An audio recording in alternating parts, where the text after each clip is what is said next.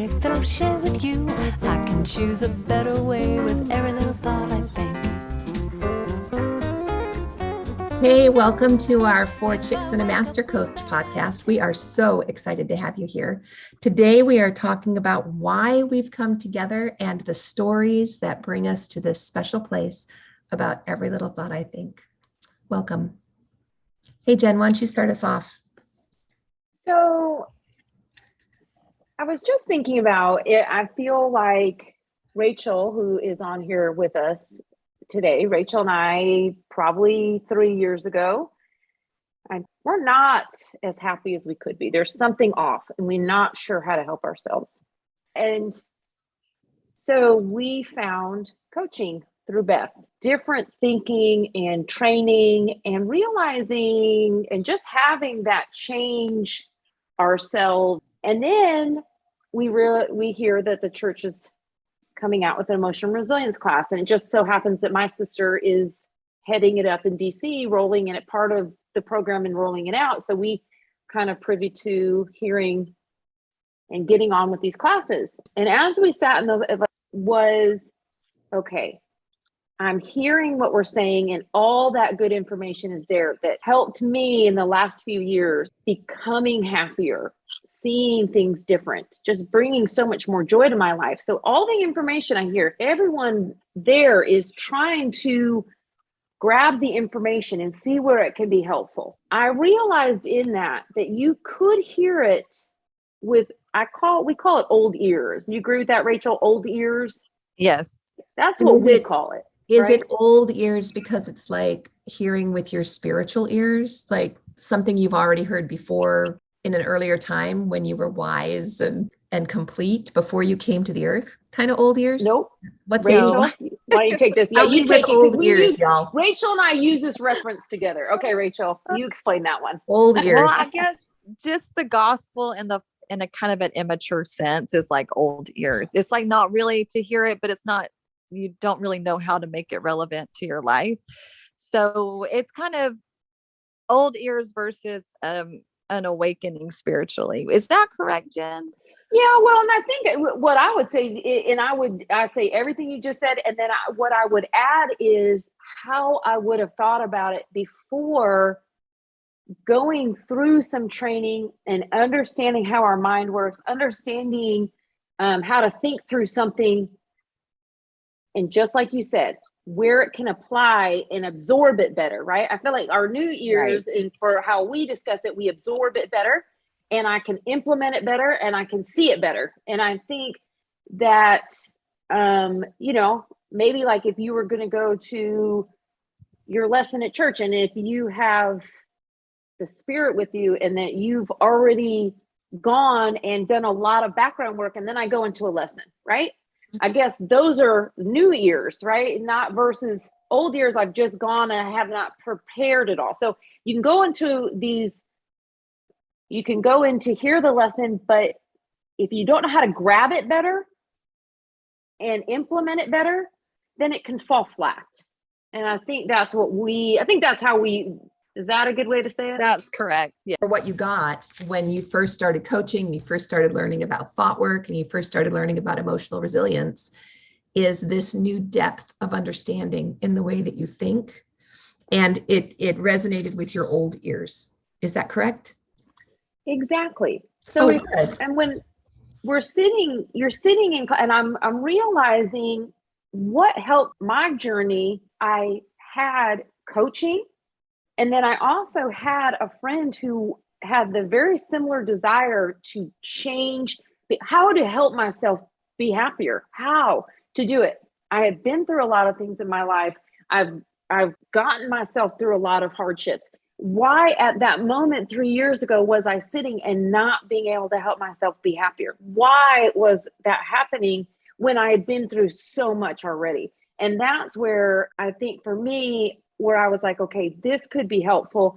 And that to me was the light bulb for the podcast. It's like, I had a friend right here on the same journey, and that talking and chatter, I think, is what helped me really help it move along to open up new ideas and new thoughts. And so that's where a podcast is like, look, if I go sit in that class and you're having this class, and then I can go listen to a podcast and hear also about a journey. Just it's a supplemental that I thought it's very helpful. Sometimes in lives we don't have someone like Rachel and I just happen to be on the same journey at the same time. You don't always have that. You've got a busy life. So if I can listen to something and that's some help, that's what I thought would be helpful. I love that idea of being able to have a podcast that you can listen to after you've done the emotional resilience class, like say class number 1, then you come home and you're working through the different commitments you made during the week, but you've got this podcast that you can listen to and it'll buoy you up and give you some more thinking and some more support. That's cool. A friend right A there. friend. Yeah, there you go. Mhm. It's a friend. I love that. Do you want to tell us any more about your journey? What brought you to this point? Rachel, thoughts on that? Because I think you and I have been so similar in it that I think you're. So for me personally, like my journey started when I started to run out of ways to make myself happy. I was pretty lost. It's funny because I wasn't an emotionally healthy person. And so in my relationships, even with myself, I guess first and foremost, myself, when I started to really pay attention to my inner voice, I realized it was, very negative. And then I realized I was codependent in relationships, and even the gospel. I had so many unhealthy aspects, like the way I thought about my loving Father in heaven wasn't really correct. And anyway, so it was at the beginning of the journey, I was pretty miserable in myself and just exhausting all the ways that I could try to figure it out alone. And it wasn't, and I had just, really reached a point in my life that I needed some help. And so I was pretty low emotionally to Beth and then Jenn, and then finding some really powerful podcasts. Like it really opened up my world to some just a healthier way of being in the world. Like just a whole new, realizing that my thoughts were so powerful and how I was getting it wrong. And just, one of my favorite things was, how am I doing it wrong? Because then I could access some more happiness. Yeah. I love that idea. How am I doing this wrong? Mm-hmm. I love that. But without some tools, how are you doing it wrong can be depressing. So I Yes. feel like Rachel and I at the beginning of this, I remember years ago, and you probably remember, Rachel, I remember us looking at coaching, and we had heard about it through a friend. And we were just kind of like, oh, I wonder if this will help us. We both sat at a very similar, for different reasons, had so many great things in our life, but an unhappiness, didn't know how to fix or help or where we could go with it.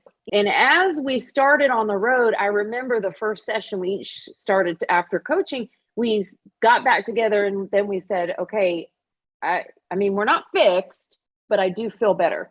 So let's just keep going. And I think that was the motivation. It does take time, but just felt good. So that was the road, right? Like, this feels good.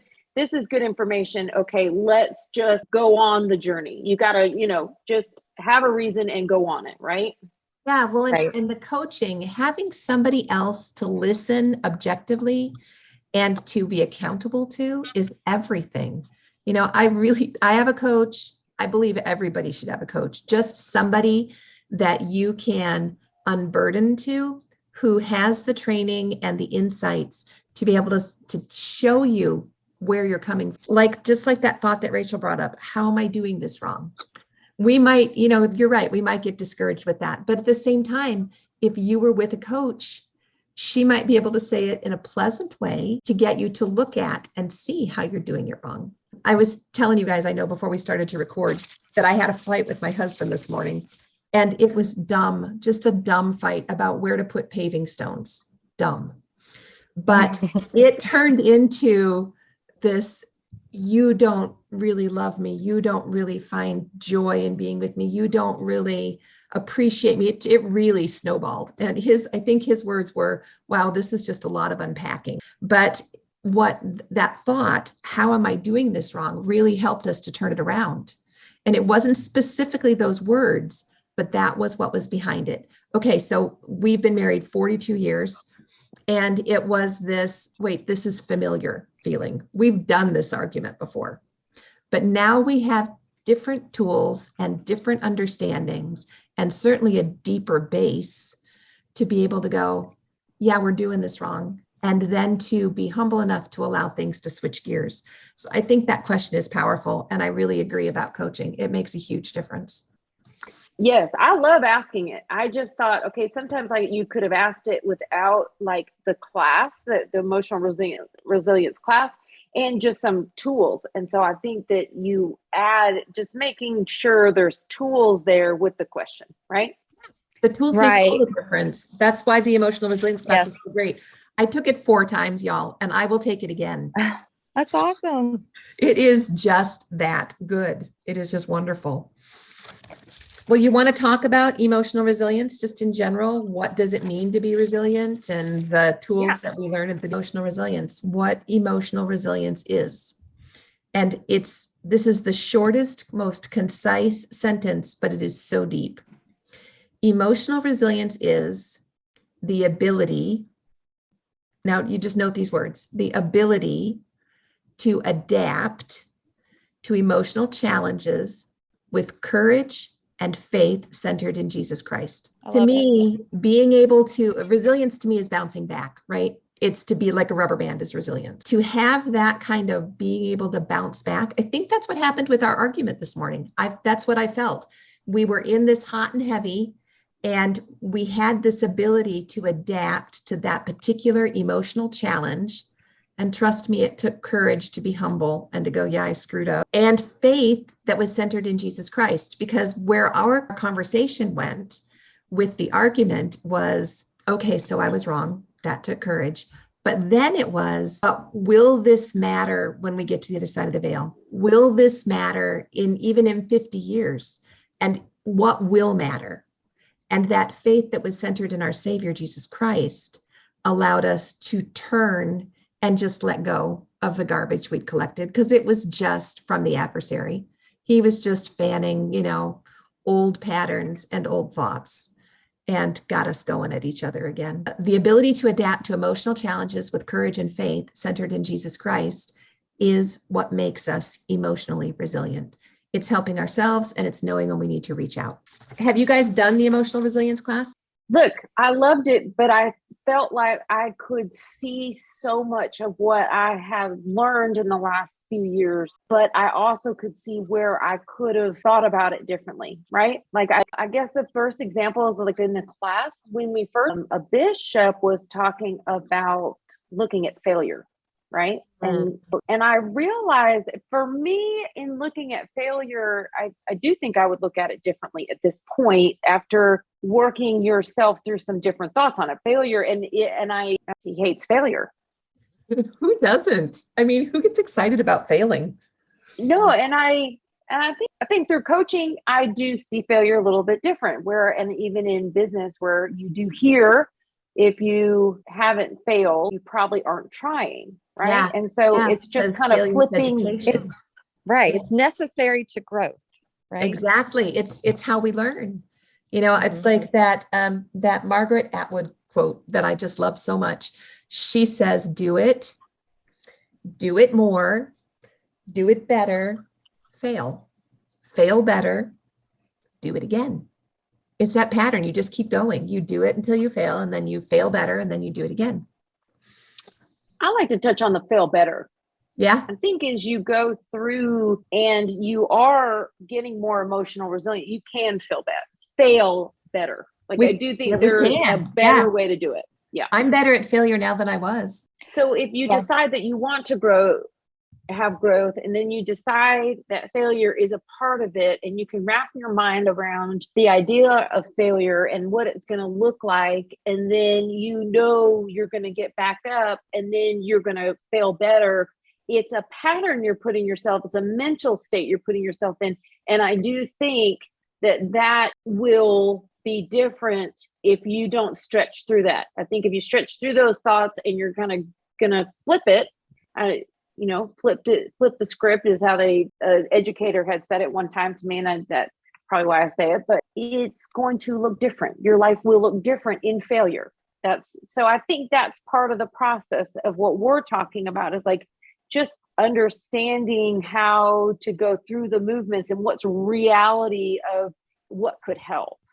Yeah, failing better is definitely resilient. Failing better also helps us to be more patient and helps us grow and helps us to see that the difficult things that we go through are for our benefit if we will allow them to be. It's about Well, what and you that think sounds about. good, but I do know that we have gone through what you're just saying. What you just said right there, where it sounds so nice to say it that way, but sometimes it looks real ugly as we've gone through it with you in the coaching for the last 2 to 3 years, right? Yeah, It still doesn't, stinks. it It hasn't doesn't hurt always anymore. looked, Yeah. yeah, it hasn't looked, we have been very real, I think, in our process of like, yeah, that sounds good on paper, but man, going through it has really been tough and excruciating at times, and we've been mad about it and we've gone through it. So I feel like Rachel and I, that's why it's like 4 chicks and a master coach. It's like, look, we're real here trying to get through this, and then you have these good principles.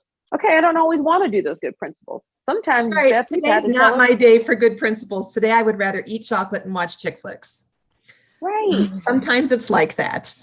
Yeah. Well, that's why I think that's why talking it through, it's like, man, in you do sit in church and you hear these good principles, and what it is going home and really implementing it in a real sense. What does that look like, right? And it's really Messy. getting to know the Savior, because as you get to know him better, it's easier to forgive yourself and to recognize that you're just growing, that it's just a process, and just take advantage of his atonement. Yeah. What do you think, Rachel?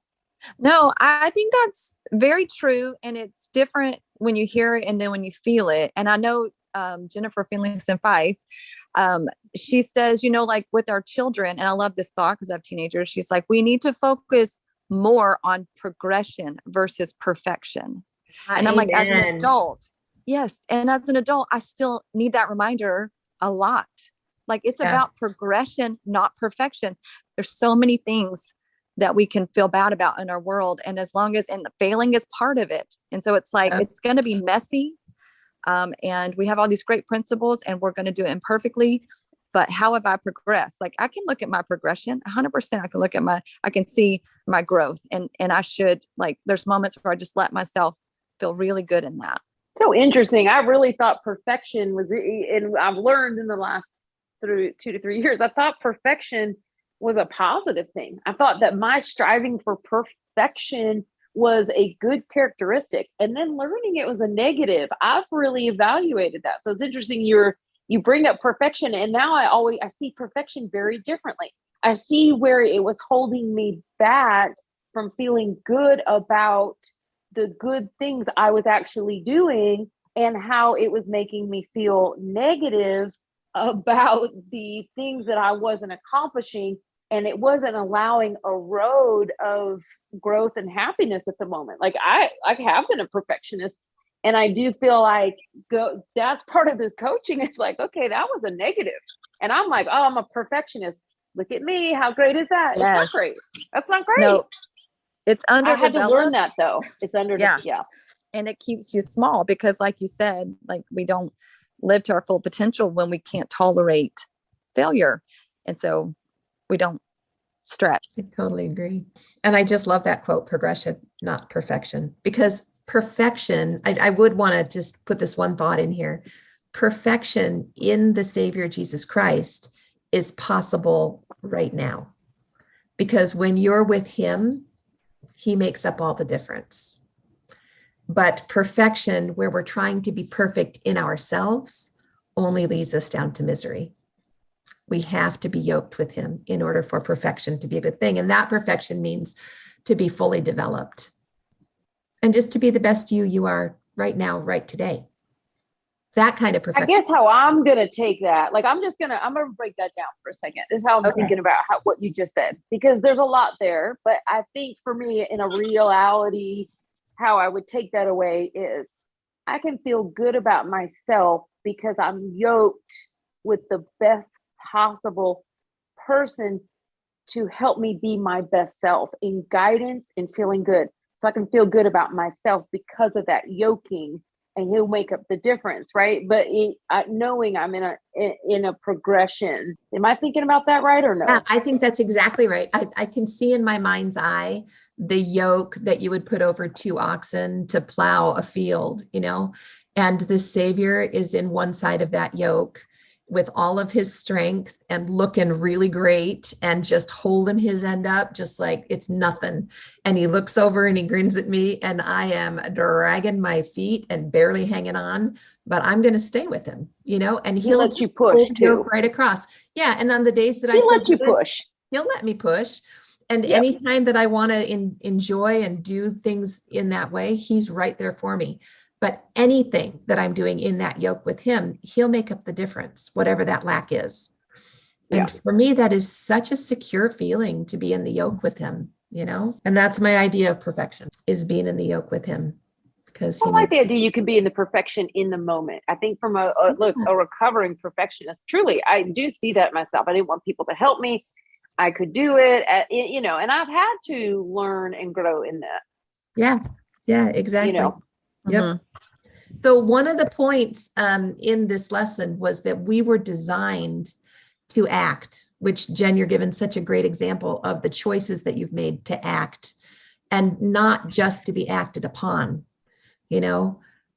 Rachel, did you want to speak to that about how we were designed to act and not to be acted upon, and how we get to choose our response to things? Yeah. And the best way I know how to describe it is just living intentionally. And you hear that, but I felt it. Like where I was living, people pleasing, codependency, like I wasn't even allowing myself to think or have opinions for myself. I needed more than validate. I never went inward for validation. All of my validation came from what others thought about me, the people in my life that were important to me. My parents thought I was doing a good job at being a mom. If my husband thought I was being a good spouse, if those around me thought I was fulfilling the roles, then I was doing a good job. And that got me into a lot of trouble, because the truth is, like, Rachel, I know what it is to be good in those roles. And I'm not going to do them perfectly, but I had to start going inward. And that was a practice I had never done. And that's how I was emotionally underdeveloped, is I had never learned how to self-validate and to develop myself into to a human that could validate herself. And I have that sounds like a lot it would have, thoughts. I'm sorry. That just sounds like it would have been both scary and exhilarating. It just sounds hard. Yeah. And when I say practice, like I really had to, like, I built a house. I had no opinions, like I really just went, I was pretty easygoing that way, but it wasn't healthy by any means. So it did take. And it practice. wasn't like you didn't have opinions. You just didn't know how to express it. And you had told yourself that. I realized, like, watching you, is like I remember not really caring about your opinion because you didn't really have one back with, and I'm not even trying to be rude, but it's like you were nothing in opinions. So truly, like, and the person who that we talked today, like, you were completely different. You have opinions, you have great opinions, and that power that you've kind of unleashed in yourself and allowed to develop is a force. And I feel like that's watching you go from, literally, I really don't know if I would have asked your opinion, because you'd be like, oh, that's good, or that's good. Like, it didn't feel very real. No, yeah. I would sit, when you asked me something, I would then be wondering what you wanted me to say, and then saying that. Right. No power from yourself. Right. I grew up in a large family, so I prided myself off of being easygoing, not opinionated, because you can imagine with 10 kids in a family, if you just don't have opinions, it just makes it easier for your parents who are just giving their all to the kids. So I can see your mom loved it too, right? Oh, there's my easy one. Sure. I'm so grateful for. So it probably felt great, But didn't you then give away your personal power and become something to be acted on instead of something to act? Yes. I never developed it. I never developed my personal power.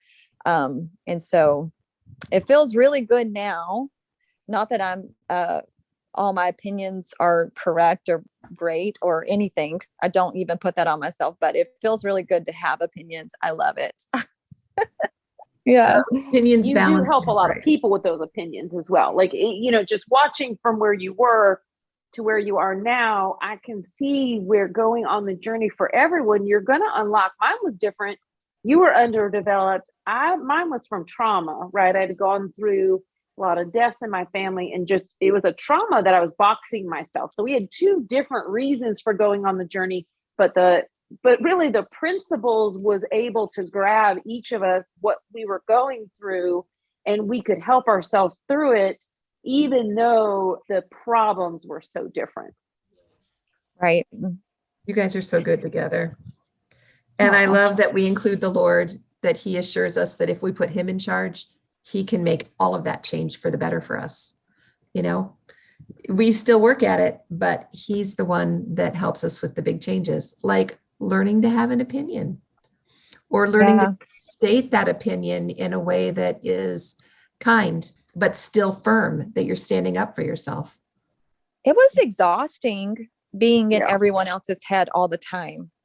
I would imagine, always worried Spinning about what wheels. somebody else was thinking. All the time. Yes. Yeah. It was exhausting. It was exhausting to watch, let alone not be like, really though, it did not seem like that was your potential. So anyway, it was a fun journey to go on, to see you start unlocking yourself and going to find that power, because it felt like it was in there. Just, anyway, for me, that is the difference this stuff can make. Right. Yeah. The And this training is Rachel in full potential. This is good. Yes. The Rachel that you could not, you're listening, we're talking about it, but it is a 180. Like the Rachel 3 years ago, starting the journey together, we were pretty unhappy. And then now it's pretty drastic, I would say. Yeah.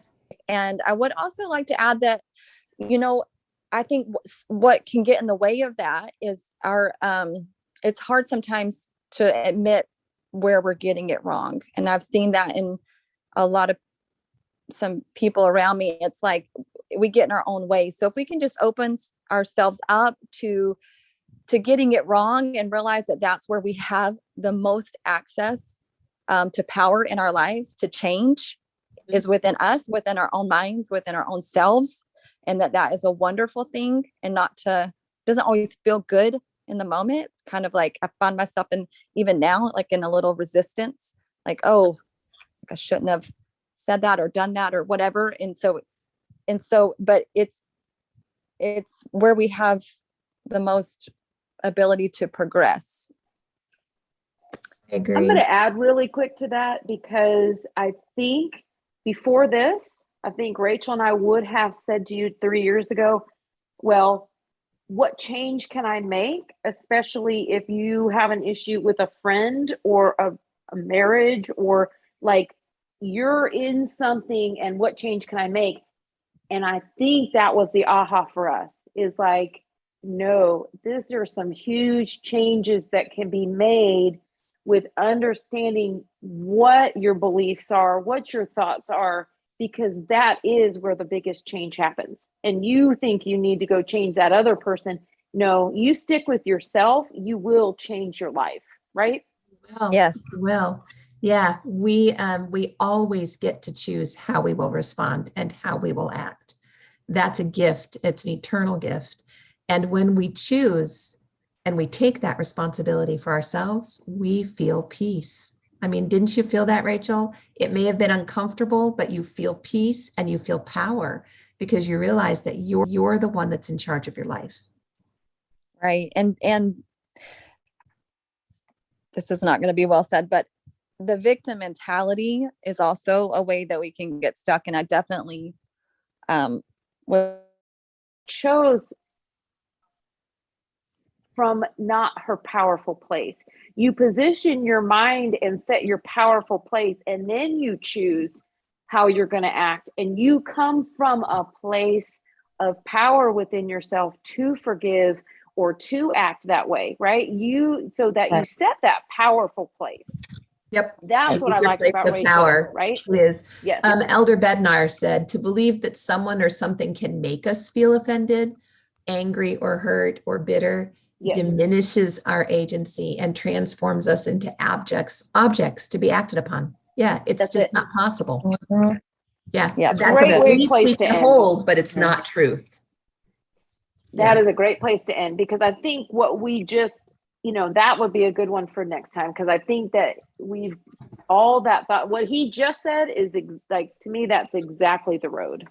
Mhm. Okay, well then next time we will pick up with Elder Bednar and how to work on your thoughts. And we'll actually do a little bit of, if this happens, then I could choose this or I could choose that, and do a little bit of work with scenarios to give us some hands-on learning. Sound good? Love it. Sounds great. I love it. All right, then, y'all, till next time, signing off from 4 Chicks and a Master Coach. When I'm feeling down and blue, I found a trick that I'll share with you. I can choose a better way with every little thought I think. If I wake up with a bad attitude, I fill my mind with gratitude. I give thanks for everything with every little thought I think. Little thought I think. Day by day I pave the way with every little thought I think. Whoa, day by day I pave the way with every little thought I think. What you thinking? What you thinking? What you thinking? What you thinking? What you thinking? What you thinking? You gotta watch your thinking. Watch your thinking.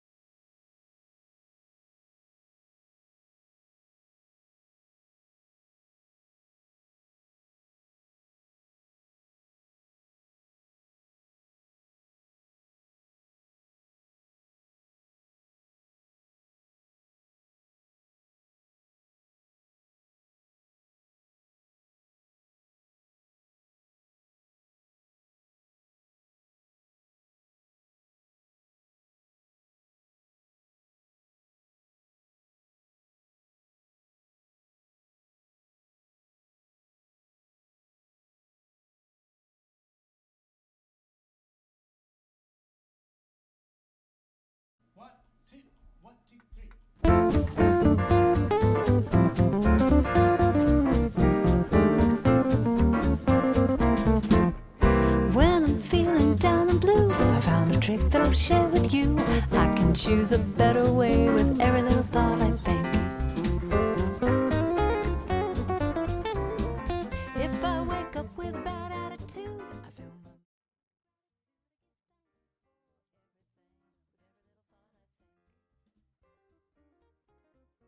can choose to be happy, choose to be free, moment by moment. It's all up to me, 'cause what I think about, I bring about. That's the way it is, and there is no doubt, day by day.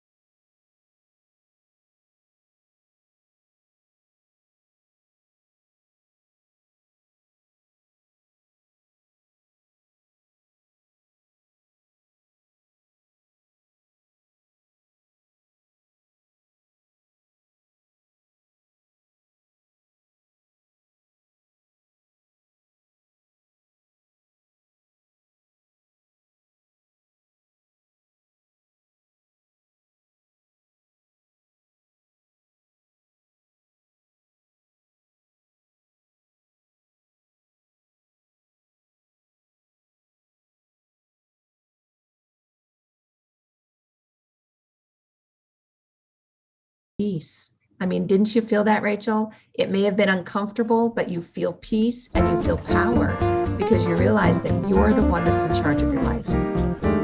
Right. And When this is not going to be well said, but the victim mentality is also a way that we can get stuck. And I definitely,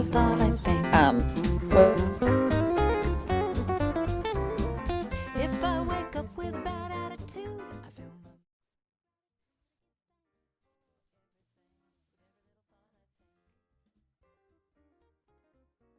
can choose to be happy, choose to be free, moment by moment. It's all up to me, 'cause what I think about, I bring about. That's the way it is, and there is no doubt. Day by day, I pave the way with every little thought. Chose from not her powerful place. You position your mind and set your powerful place, and then you choose how you're going to act. And you come from a place of power within yourself to forgive or to act that way, right? So that you set that powerful place. Yep. That's what I like about of Rachel, power, right? Is Yes. Elder Bednar said, to believe that someone or something can make us feel offended, angry, or hurt, or bitter Yes. diminishes our agency and transforms us into objects to be acted upon. Yeah, it's That's just it. not possible. Mhm. Yeah, Yeah, that's great a way belief place we to can end. hold, but it's not truth. That is a great place to end, because I think what we just, that would be a good one for next time, because I think that we've all that thought, what he just said is like, to me, that's exactly the road. Okay, well then next time we will pick up with Elder Bednar and how to work on your thoughts. And we'll actually do a little bit of, if this happens, then I could choose this, or I could choose that, and do a little bit of work with scenarios to give us some hands-on learning. Sound good? Love it. I love it. All right, then, y'all, till next time, signing off from 4 Chicks and a Master Coach.